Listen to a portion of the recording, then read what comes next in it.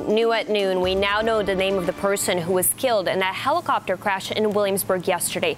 91-year-old Jean Danylko lived in the townhome where the incident happened. Yeah, police were first called to the Settlement Drive area around 4:30 p.m. and right now the FAA and the NTSB are there investigating. So 13 News Now reporter Nico Clemens joins us live from the scene. So Nico, what can you tell us?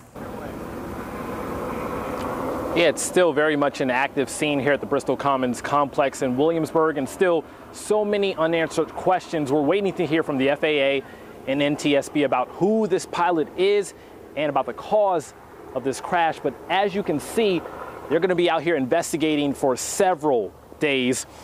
We do know the name of that person who died. She's 91-year-old Jean Danylko.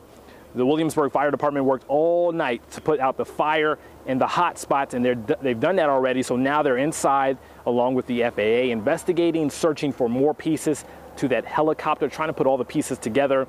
I spoke to one woman who lives inside one of these townhomes. She was inside when that helicopter crashed, and she describes the frightening and horrifying scene. Stuff started raining down though, and I ran. I couldn't believe it. It was on fire. It was the whole thing. It was just one big fire. I'm lucky. I got out. Yeah, amazing. And we're still waiting again to find out more information about that pilot. We do know that the pilot was flying an R-44 helicopter. At 2:30 this afternoon, the NTSB, they're going to be holding a press conference to give us updates about this investigation. We'll have that for you this afternoon, and latest starting at 4 on 13 News Now. But right now I'm live in Williamsburg. Nico Clemens, 13 News Now. Nico, thank you for that report. We're learning more as well about the type of helicopter involved in this crash. R-44 models are common four-seat helicopters manufactured by the Robinson Helicopter Company. Now, according to the Federal Aviation Administration, this is the 11th fatal helicopter accident in the country this year alone. This is the first one in Virginia.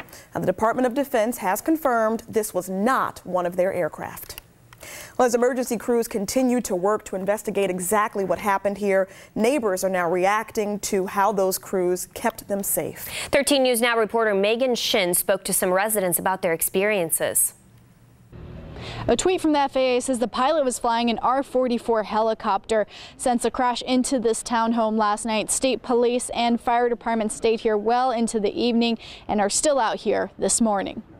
This is a crash. This helicopter came over, but it was really low, leaving behind more than torn up townhomes. Huge ball of fire and a big, huge explosion. It's an investigation, tears, and trauma for a community. It was really quick. But today it's a community also filled with gratitude. I'd just like to say thanks to all the emergency personnel who came out and kept everybody safe, and also just praying for those who lost everything in the fire. Chris Robertson has lived in Bristol Commons for 10 years. He watched a chopper falling down from a nearby field while people around him called 911. Basically just ran about a half a mile here. The fire chief was already here, and the fire trucks they had arrived probably 30 seconds after I did. Firemen came around and asked everybody how we were. Susan Weber was at her townhouse when the helicopter hit the homes. She says emergency response is the defining difference in this tragedy. Very thorough, did a beautiful job, highly organized, and they were wonderful. Although 91-year-old Jean Danylko died when the helicopter landed, neighbors say first responders saved all they could in this fiery explosion. They got a hard job and they did it extremely well. In Williamsburg, Megan Shin, 13 News Now.